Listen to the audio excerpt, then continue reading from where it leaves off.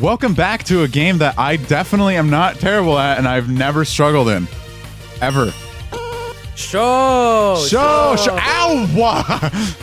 I like, I don't like just saying ow. I like going ow. Ow. What? Ow. You turn into like... I got the thing. You turn into like JFK from like Clone High. Iowa. Have you seen like that, the clip from like where he's like trying to teach Gandhi how to like talk like him? So he's like, I want to eat supper, you know? And he's like, Iowa, what? I wanna eat supper. JFK just like me for real. Is JFK in the like remake of Clone... Okay, fuck this. Is JFK in the remake of Clone High? Yes, but they didn't give him the... Same voice? Yeah. And it's not the same voice actor either. What happened to the original voice actor? I don't know. Ow. Also, too, Gandhi's not going to be in the remake. But it's Gandhi. Yeah, I guess people didn't like Gandhi being portrayed as a alcoholic teenager. Wasn't Gandhi a piece of shit in real life, though? Yeah. I've heard, like, Gandhi wasn't actually that cool. Yeah. I can't wait for the Clone High remake, though. It's gonna be fun. You know what show I have been watching lately? What? And I haven't been able to tell you about it? What? Community. Have you seen it? I saw the first 2 seasons of it. I didn't see anything beyond that. Did you like it? I did. It is a hilarious show. For anybody who hasn't watched it, Community is about a guy named Jeff Ringer, and he is a lawyer who actually isn't a lawyer. He never got his degree or passed the bar exam. And so when they find that out, his law firm tells him that he has to go get his degree. So what does he do? He goes to his local community college that is known for being the most shittiest school and just giving out degrees to random people.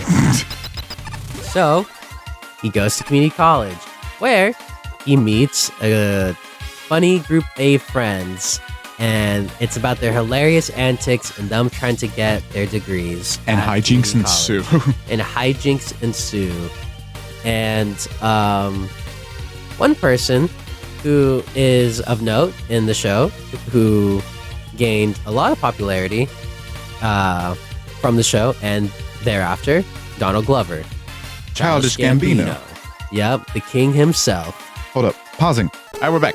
We're back. The game doesn't look entirely different at all. Not at all. Shut the fuck up. Why are you bothering? Yeah. Why are you badgering me? Why are you badgering us? Alec Man, also part of Luis's kin list. Just everyone is part of my kin list? Yeah. Oh my god, he fucking destroyed him. I washed him.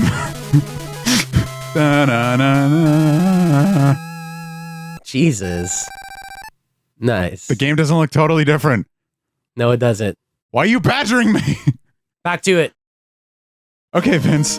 We have 2 more. We have Guts Man and Time Man. Which one do you think we have to go to? Electric beats time. You're correct. Nice. Wait, actually? Yes. Oh, shit. Yeah, Donald Glover is in Community, and his character is very funny. Wait. But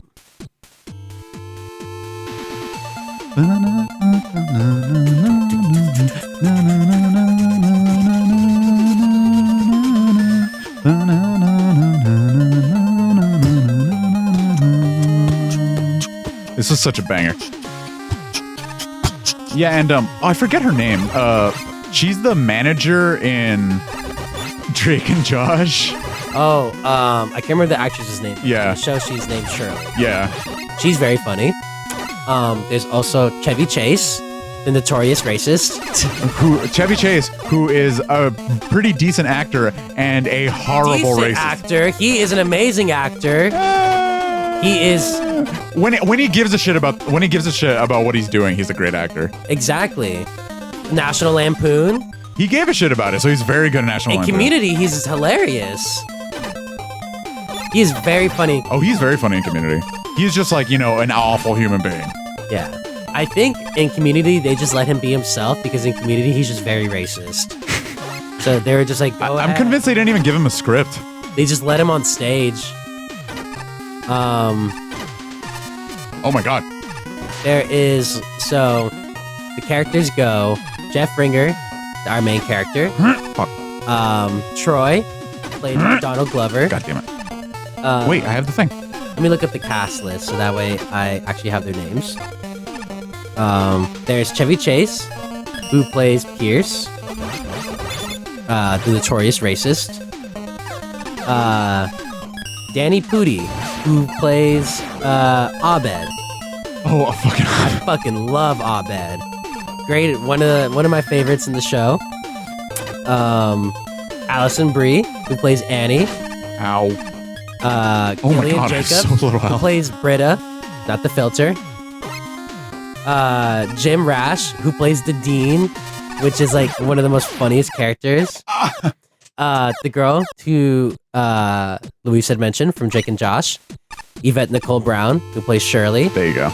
And one of my favorite people, Ken Jeong. You guys. Who plays him as a... What's his name? Mr... He is Ben Chang.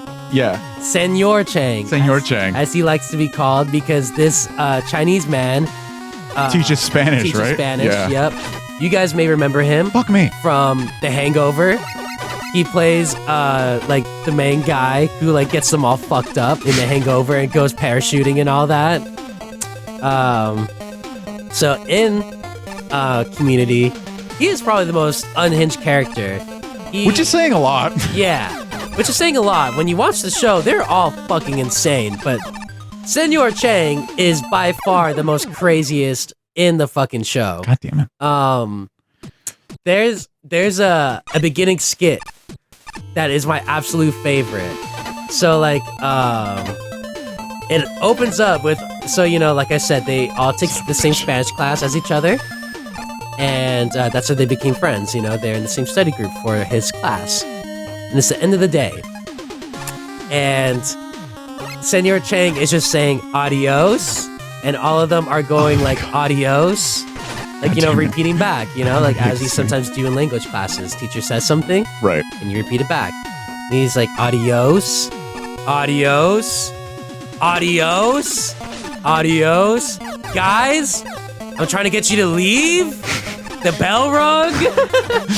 And for 10 minutes, they had been going back and forth with each other.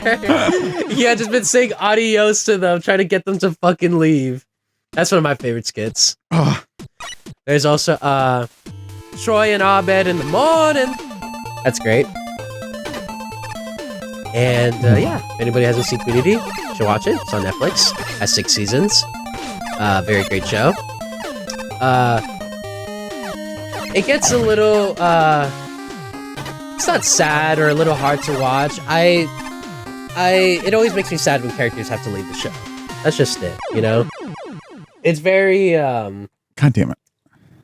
this is like, as always, especially apparent in sitcoms and IRL shows, where most of the times the actors just don't want to be in the show anymore. Yeah. They want to do different projects, which is understandable. A show goes past what you originally thought its runtime would have been, Yeah.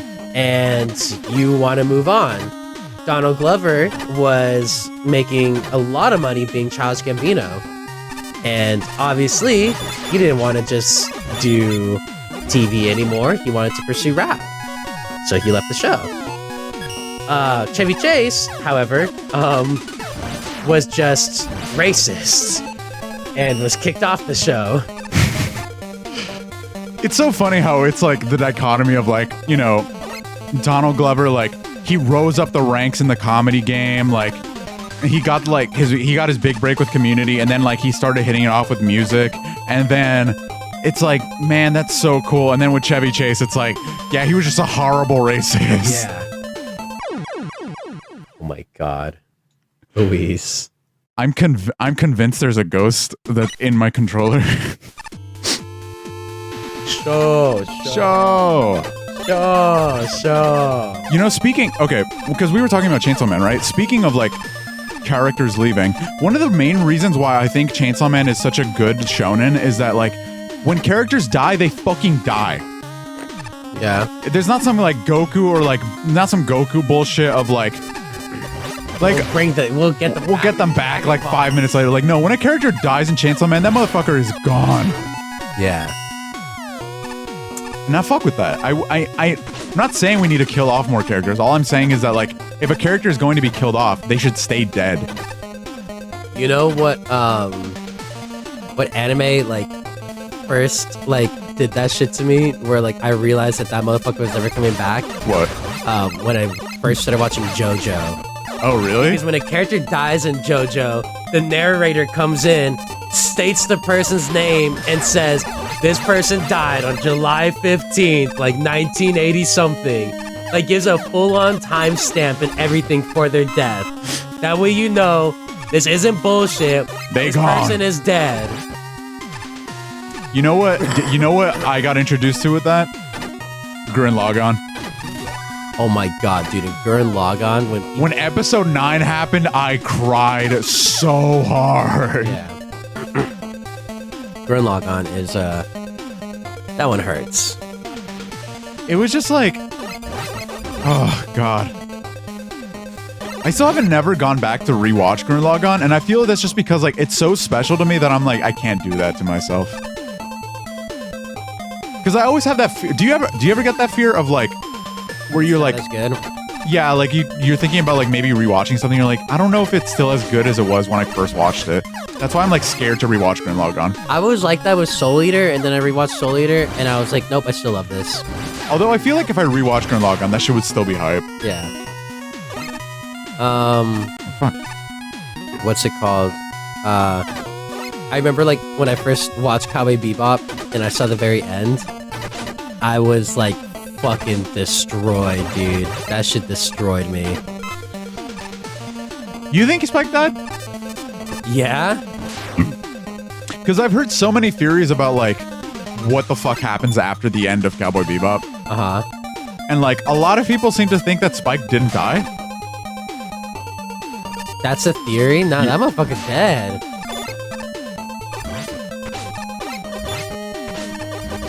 Like, he got shot multiple times before even fighting Vicious. And he proceeds to get stabbed multiple times by Vicious.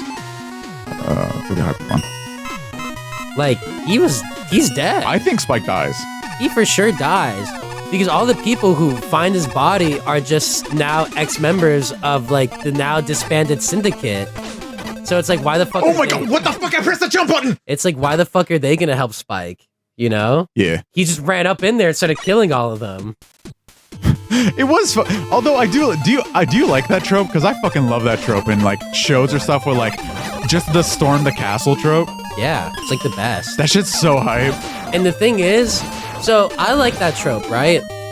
I like it when it was done in Cowboy Bebop. There's a lot of anime that do that trope. There's literally an episode of How to Pick Up Girls in a dungeon, yeah. Where there's literally an episode where he has to fight a rival guild and storm their castle. Yeah. It's literally the fucking main point of that episode. However, the point of the storm the castle trope is you know your main character is not going to survive. And that is... I don't like it when the main character does survive. I don't like it when... If it's like a...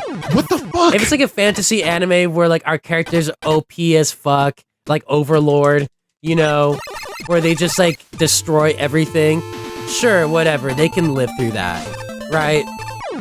But if I had saw Cowboy Bebop, and I saw Spike... Like Spike having like martinis with Faye at the end or some shit? Yeah, and I saw him take down this entire multi-storied building, all with people who are heavily armed, has this big bad at the end, and he survived, I would have hated it. I would have hated it so much. Me too, to be honest. Because that's not the point. The point of the Storm the Castle trope is... He gonna die! It's a suicide mission. He gonna die. And that's what even Spike says, like, He says, I'm not going there to die. He says, I'm going there to see if I'm actually even alive. You know? Which is some cold-ass shit a motherfucker can say before they die. You know? I really do, like, I do wish that, like, Spike and Faye got to, like, have more time together, though. Yeah.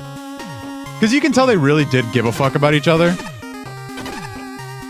And just, like, man.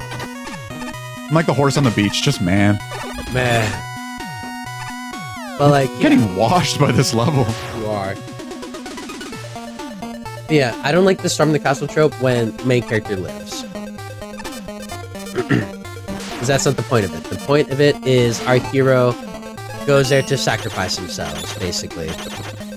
You're doing it way too early. There you go.